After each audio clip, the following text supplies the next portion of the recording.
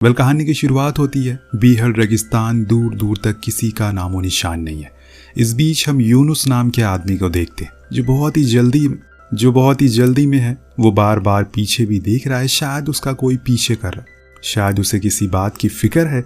इसीलिए वो अपनी कार को एक पहाड़ के नीचे रोकता है और फौरन एक बैग को लेकर ऊपर उसी पहाड़ पर चढ़ना शुरू करता है, जहां वो एक कुल्हाड़ी से गड्ढा खोदकर उसी में वो बैग डाल देता है। यहाँ हम उस बैग की हल्की सी झलक देख पाते हैं, शायद उसमें डॉलर थे, लेकिन कंफर्म बता नहीं सकते। खैर वो उसको वहीं गाड़ कर नीचे उतर आता है और कार को लेकर जाने लगता है। पर इतने में वहां पर पुलिस आ जाती है जो उसे बहुत देर से फॉलो कर रही थी। दरअसल दोस्तों, उसने बैंक को लूटा था, इसीलिए उसे पुलिस अपने साथ ले जाती है और 3 साल की सजा सुनाई जाती है। अब जब वो जेल से रिहा होता है तो काफ़ी कुछ बदल गया था उस शहर में, लेकिन वो सबसे पहले अपने उस बैग को लेने के लिए जाता है उसी पहाड़ पर। लेकिन वहाँ वो जैसे ही टैक्सी से उतरता है, वो जो देखता है उसके तो होश ही उड़ जाते हैं। दरअसल जहाँ उसने वो बैग, वो पैसे गाड़े थे, सेम उसी जगह पर अब किसी की दरगाह बन गई है, मज़ार बन गई है, जिन्हें कई लोग मानते भी हैं, जो कि उसे वहाँ बैठे हुए दिखाई भी देते हैं। यूनुस सोचता है कि क्या किसी को वो बैग मिल गया होगा या फिर अभी तक इस बारे में किसी को पता नहीं है। इसी उम्मीद में वो ऊपर जाता है तो देखता है कि वहाँ पर काफ़ी लोग हैं, अलग अलग धर्म के, जिनकी आस्था है। उनका मानना है कि यहाँ पर आने से उनकी बीमारियाँ ठीक हो जाती है। जब यूनुस देखता है तो नीचे एक बस्ती भी बसी हुई है जो कि पहले नहीं थी। वो नीचे जाकर किसी होटल में ठहरने का सोचता है कुछ दिन के लिए। इसी बीच उसे एक हॉस्टल मिल भी जाता है, लेकिन उसके पास अभी इतने पैसे नहीं हैं कि वो पूरी पेमेंट कर सके। वो वहाँ के ओनर से कहता भी है कि मैं बाकी पैसे बाद में दे दूंगा, लेकिन वो मना कर देता है। तभी सलीम नाम का आदमी वहाँ आ जाता है जो कि उसी होटल में ठहरा हुआ था। वो उसको मुसीबत में देखकर उसकी पेमेंट कर देता है और कहता है कि आप रूम में जाकर मुझे मेरे पैसे दे देना। वो हाँ करता है और फिर अपने रूम कीज लेकर रूम पर चला जाता है। लेकिन तभी उसे फिर से सलीम मिलता है जो उसे पूछता है कि क्या आपको कोई बीमारी है। यूनुस फ्रस्ट्रेशन में कहता है कि आप मुझसे इतने सवाल क्यों कर रहे हो। तो वो कहता है कि मुझे लगा कि आप यहाँ पर इलाज करवाने के लिए आए। तो यूनुस कहता है कि ऐसा कुछ नहीं है, मैं एकदम ठीक हूँ, असल में मैं कुछ ढूंढ रहा हूँ।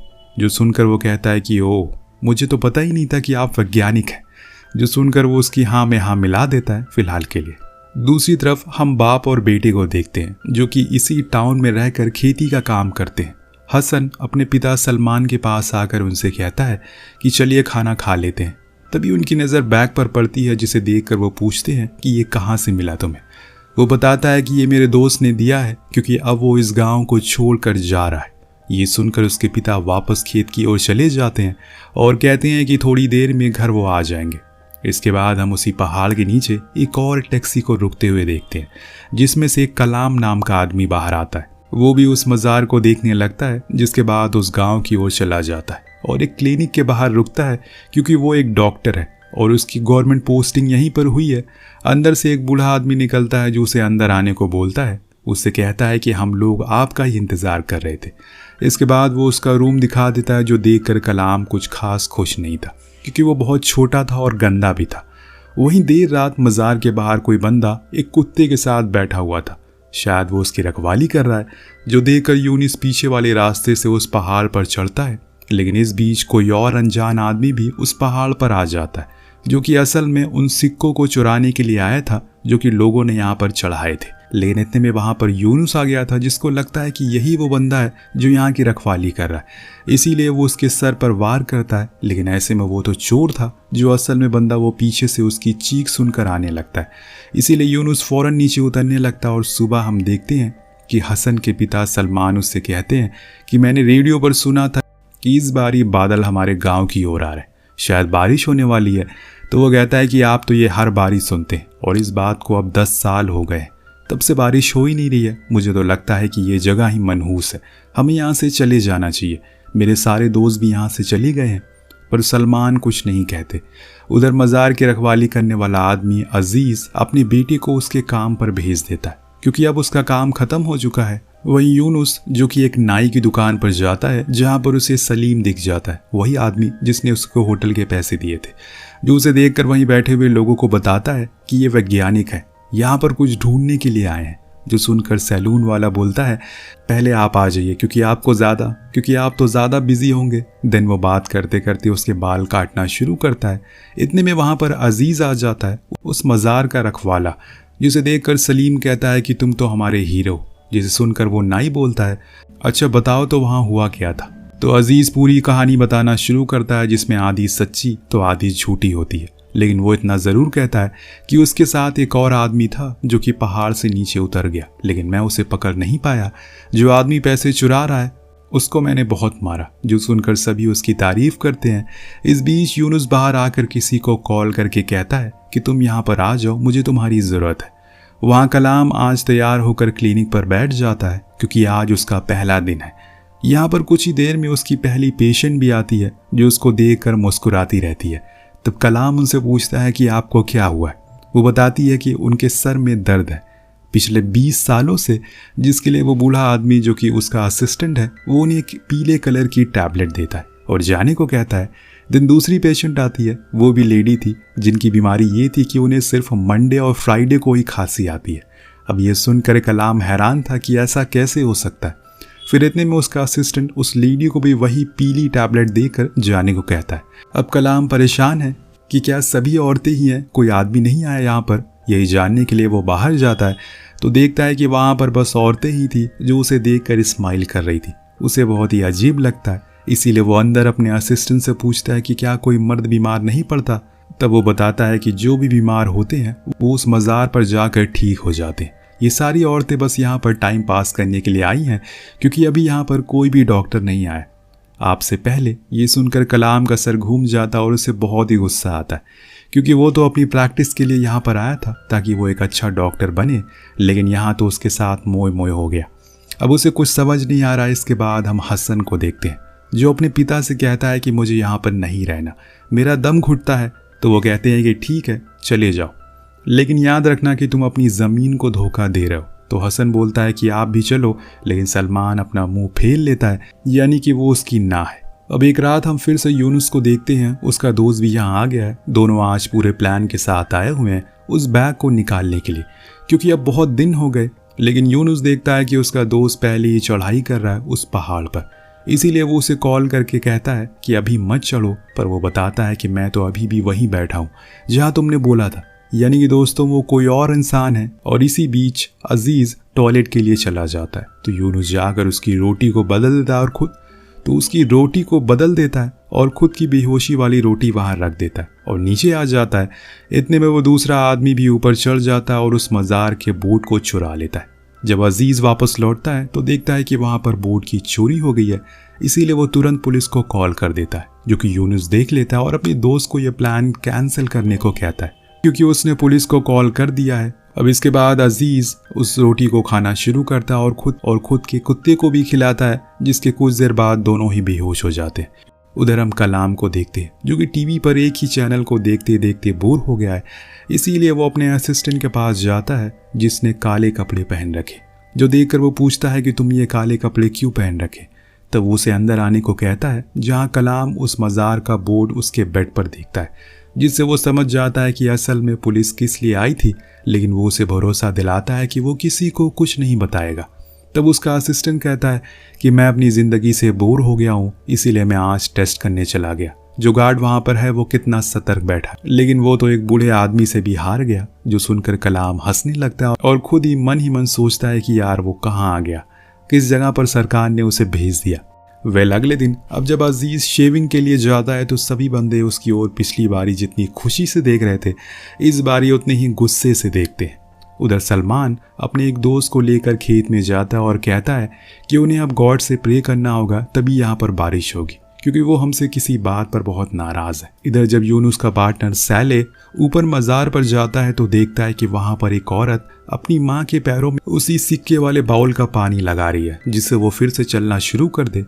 ये देखकर सैले को लगता है कि ज़रूर ये कोई चमत्कारी मज़ार होगी, तभी लोग इसे इतना मानते हैं। अब वापस आकर यूनुस सैले से कहता है कि हमें कुछ करना होगा वरना बहुत देर हो जाएगी। तब सैले पूछता है कि क्या ये सच है कि तुमने वहीं पर वो पैसे गाड़े थे, क्योंकि लोगों का मानना है कि वहाँ पर किसी सेंट की कब्र है और उन्होंने चमत्कार होते हुए भी देखा है। तो वो कहता है कि ऐसा कुछ नहीं है, वहाँ कोई चमत्कार नहीं होता, ये सब लोगों की खुद की बनाई हुई कहानियाँ हैं, वहाँ बस मेरा पैसा है, हमें बस उस अजीज और उसके कुत्ते का कुछ करना होगा। तब सैले कहता है कि क्यों ना हम उन दोनों को मार दे। तो यूनुस कहता है कि जिससे कि पुलिस हमें सबसे पहले आकर पकड़ लेगी, जैसे हमारा रिकॉर्ड है, ये सबसे बड़ी बेवकूफ़ी होगी, हमें दिमाग से काम लेना होगा। लेकिन अगले दिन सैले जब अपनी कार में होता है तो देखता है कि वहाँ पर अजीज़ का बेटा अपनी बकरियों को चला रहा है, उसके पीछे पीछे उसका कुत्ता भी है, इसीलिए वो बिना देरी किए उसके ऊपर कार को चढ़ा देता है। अब पूरा गांव ये खबर सुनकर दुखी हो जाता है और अजीज़ के पास उस कुत्ते को लेकर आता है, जो देखकर वो बहुत ज़्यादा गुस्से में आ जाता है और अपने बेटे को एक ज़ोरदार थप्पड़ मारता है। लेकिन सब लोग कहते हैं कि इसमें इसकी कोई गलती नहीं है, एक कार इसके ऊपर चढ़ गई। इतने में एक आदमी कहता है कि हमें इसको क्लिनिक लेकर जाना चाहिए। इसलिए सब कलाम के पास पहुंचते हैं, जो उसका इलाज करना शुरू करता है। जब यूनुस को पता चलता है तो सैले को वो बहुत सुनाता है और कहता है कि तुमने ये बहुत गलत किया, अब पूरा गांव अलर्ट हो जाएगा, क्योंकि पहले ही 2 बार मज़ार में चोरी हो चुकी है। तो वो सैले कहता है कि मैं उस कार को छुपा दिया है, किसी ने भी मुझे ऐसा करते हुए नहीं देखा, इसीलिए तुम टेंशन मत लो। दूसरी ओर क्लिनिक में कलाम अजीज़ को बुलाकर बताता है कि मैंने इसकी जान बचा ली है, लेकिन इसके सिर्फ 2 ही दांत बचे हुए हैं, इसीलिए अब इसको कोई भी कड़ी चीज़ मत खिलाना, इसको थोड़ा आराम करने देना। अजीज़ हाँ कहता और फिर उसको लेकर वहाँ से घर आ जाता है। सीन कट होता और हम हसन को देखते हैं, जो अपने पिता के साथ खेत में बैठा था। तभी उसके सामने से सलमान का एक पुराना दोस्त इस गाँव को छोड़ कर जा रहा है।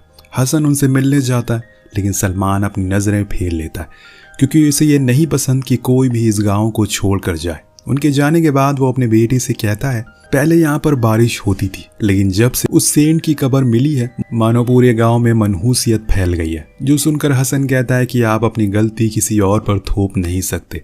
उधर रात में फिर से यूनुस और सैले दोनों ही मज़ार पर जाने की तैयारी में लग जाते हैं। इतने में वो देखते हैं कि जो उस दिन मज़ार पर एक लेडी अपने पैरों को पानी से धुल रही थी, वो आज खुद ही व्हील चेयर पकड़ कर चल रही है, जो देखकर सैले सबसे ज़्यादा हैरान था। लेकिन उन्हें देर हो रही थी, इसीलिए वो निकल पड़ते हैं और देखते हैं कि आज अजीज़ अकेले है। लेकिन आज सैले कहता है कि उसे कुछ ठीक नहीं लग रहा है, उन्हें कल आना चाहिए। लेकिन यूनुस ऊपर जाने की जिद करता है, पर वो फिर उसे रोकता है और कहता है कि आज कुछ ठीक सा नहीं लग रहा है, हम कल आते हैं। वो मान जाता है और घर लौट जाता है। अब अगले दिन सलमान हथौड़ा लेकर उस मज़ार को तोड़ने पहुंच जाता है, पर कुछ लोग उसे ऐसा करने से रोकते हैं। आपको पता ही है सलमान किस कदर गुस्सा है। खैर, रात होने पर हसन अपने पिता के पास खाना लेकर जाता है और कहता है कि आपने सुबह से कुछ नहीं खाया, पर वो उसके सवाल का कोई जवाब नहीं देते। हसन को लगता है कि शायद वो उससे नाराज़ है, इसीलिए वो खाना वहीं रखकर बाहर आ जाता है। लेकिन जब अगले दिन जाता है तो देखता है कि वो खाना अभी भी वैसे ही रखा हुआ है, जिससे कि उसे उनकी फिक्र होने लगती है। वो उन्हें बार बार पुकारता है, लेकिन सलमान की कोई आवाज़ नहीं आ रही थी। हसन को लगता है कि शायद ये अपने दोस्त को याद कर रहे होंगे, इसीलिए वो उसी दिन उनके गांव जाकर उन्हें सब बताता है और फिर उनके साथ अपने घर की ओर आने लगता है। पर उनका दोस्त भी सलमान की हालत को देखकर समझ नहीं पाता असल में उन्हें क्या हुआ है। आगे हम देखते हैं कि अजीज़ उसी नाई के पास जाकर कहता है कि उसे उसकी मदद चाहिए। असल में उसने अपने कुत्ते के दांत लगवाने हैं, तो वो कहता है कि मैं बस सोने के दांत ही लगाता हूँ। तो अजीज़ कहता है कि ठीक है, मैं पैसे का इंतज़ाम कर दूंगा, बाकी तुम उन दांतों को बना दो, फिर हम डॉक्टर से उसे लगवा देंगे। वो मान जाता और उसी रात वो अपने डॉग के कुछ टूटे हुए दांत और पैसे लेकर उस नाई के घर पहुँचता है। लेकिन उसमें कुछ पैसे कम थे, इसीलिए वो कहता है कि वो उन्हें कुछ ही दिन में अपनी ज़मीन बेचकर लौटा देगा। देन कुछ दिन बाद वो नाई उन सोने के दांतों को बना देता है, जिसे लेकर वो डॉक्टर के पास जाता है। अब डॉक्टर कलाम उसे लगा देते हैं और ये चीज़ जब गांव वाले देखते हैं तो वो कलाम की बहुत तारीफ़ करते हैं, उस डॉग की भी। ऐसे ही एक दिन अजीज़ अपने कुत्ते को घर के बाहर बांधकर सोने के लिए चला जाता है, पर उसे लगता है कि अगर किसी ने उन सोने के दांतों को चक्कर उसके कुत्ते को फिर से कुछ कर दिया तो क्या होगा, इसीलिए वो उसे अंदर भेजकर खुद ही रखवाली करने लगता है। यही समय का पहिया है दोस्तों, कल कुत्ता उसकी रखवाली कर रहा था और आज वो कुत्ते की कर रहा है। वहीं दूसरी ओर हसन फिर से अपने पिता के कमरे में जाता है, पर वो देखता है कि उनकी मौत हो गई भूखे रहने की वजह से। इसके बाद वो उन्हें वहीं अपने खेत में दफन कर देता है। एक दिन यूनुस और बहुत उदास हो जाता है। एक दिन यूनुस देखता है कि मज़ार पर कोई भी पहरेदारी के लिए नहीं है, यही सही मौका है, इसीलिए वो ऊपर जाता है। लेकिन तभी बिजलियां कड़कना शुरू हो जाती है, जिससे उसे डर लगने लग गया था, इसीलिए वो वापस नीचे आ जाता है और कहता है कि हम कल आएंगे। और इसी तरह से एक एक दिन निकलता जा रहा था। अब अगले दिन सुबह हसन अपना घर बंद करके गांव छोड़कर जाने की तैयारी में था। अपने पिता को वो आखिरी सलाम करता है, लेकिन तभी आसमान से पानी गिरना शुरू हो जाता है, जिसे देखकर वो रोने लगता है, क्योंकि यही तो उसके पिता हमेशा से चाहते थे। इसी के लिए उन्होंने कितनी दुआएं करी। आखिरकार बारिश हो ही गई। वो अपने घर वापस लौट आता और शायद ऊपर वाला भी उसे रोकना चाह रहा हो। उस दिन हसन ऊपर जाकर उस मज़ार पर बैठ जाता है और सबके जाने के बाद वो वहाँ एक गड्ढा खोदता है और एक बम उसमें लगा देता है, जिसकी वायर वो पीछे से जाकर जला देता है। इस बीच वहाँ पर यूनुस भी आ गया था और जैसे ही वो उस गेट को खोलता है वो वायर जलना शुरू हो जाता है, जिसके कुछ देर में वहाँ एक ज़ोरदार धमाका होता है और सब कुछ ख़त्म हो जाता है। हसन जब वापस आकर देखता है तो पूरी मज़ार ढह चुकी थी, पर उसे ज़मीन में कुछ गड़ा हुआ मिलता है। जब वो उसे बाहर निकालता है तो वो वही बैग था जिसमें यूनुस के पैसे थे, लेकिन यूनुस तो वहीं बेहोश पड़ा हुआ था। इतने में पुलिस का सायरन की आवाज़ आना शुरू हो जाती है और हसन वो बैग लेकर भाग जाता है, जिसके कुछ ही देर बाद यूनुस को भी होश आता है और वो भी पुलिस की आवाज़ सुनकर नीचे आने लगता है। पर वो देखता है कि सैले कार लेकर भाग गया है। घर जाने पर जब हसन उस बैग को खोलता है तो उसमें कई करोड़ रुपए थे, जिसे देखकर उसके होश उड़ जाते हैं और वो उसी सोच में डूब जाता है कि वो इन पैसों का क्या करेगा।